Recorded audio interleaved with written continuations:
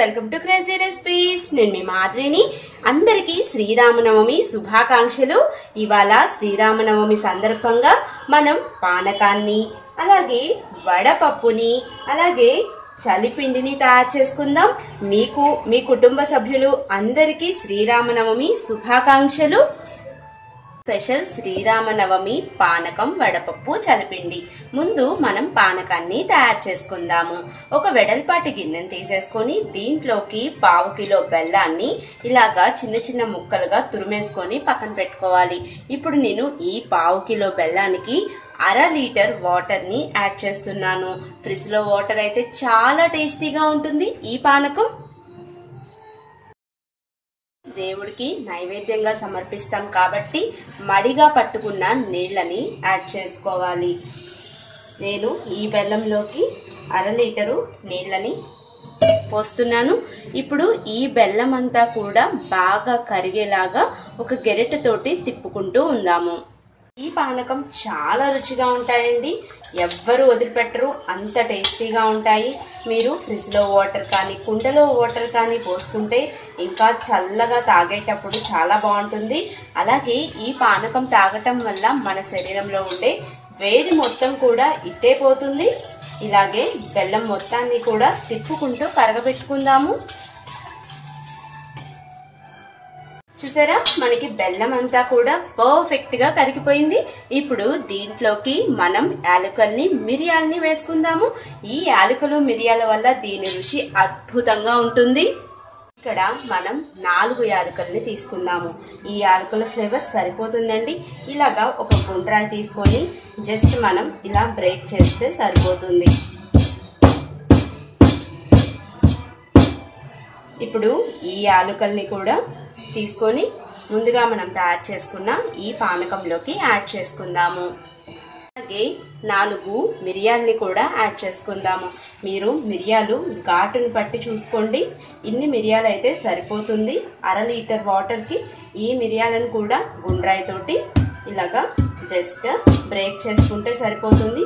మరి పౌడర్ లాగా అవ్వాల్సిన అవసరం లేదు. కొంచెం కచ్చా పచ్చాగా ఇలాగా నూరుకుందాము. ఈ మిరియాలని కూడా ఇప్పుడు ముందుగా మనం తయారు చేసుకున్న పానకంలోకి వేసుకుందాము.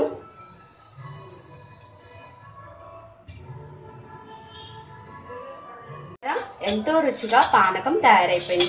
ఈ యాలకులు, మిరియాలు అన్నీ కూడా పానకం నీళ్ళల్లోకి బాగా కలిసేలాగా కలుపుకుందాము. ఇప్పుడు వీటిని మనం నైవేద్యంగా సమర్పించుకుంటానికి వేరొక గిన్నెలోకి మార్చుకుందాము.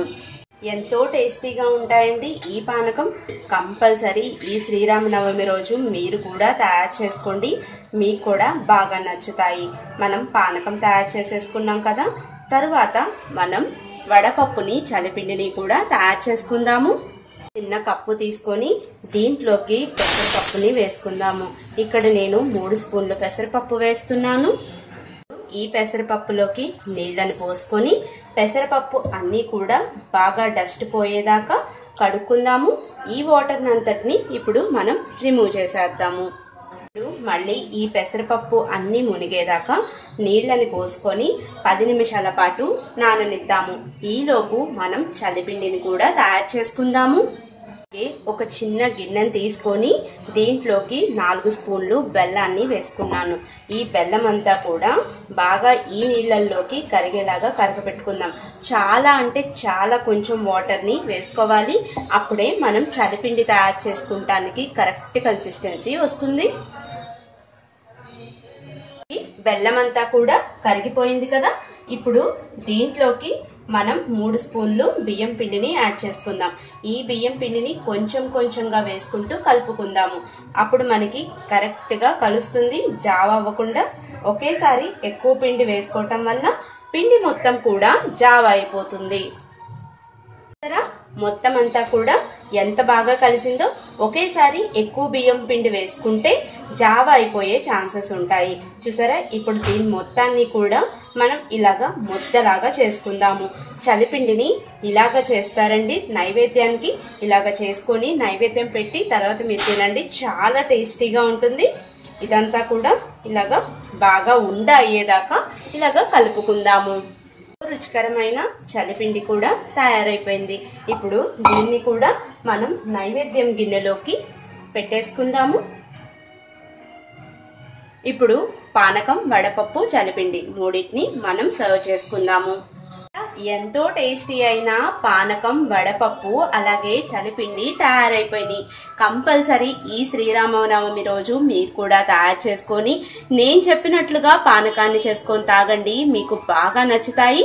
నా వీడియో మీకు నచ్చింది అనుకుంటున్నాను. నచ్చినట్లయితే లైక్ చేయండి, షేర్ చేయండి. అలాగే నా ఛానల్ ని సబ్స్క్రైబ్ చేసుకోండి.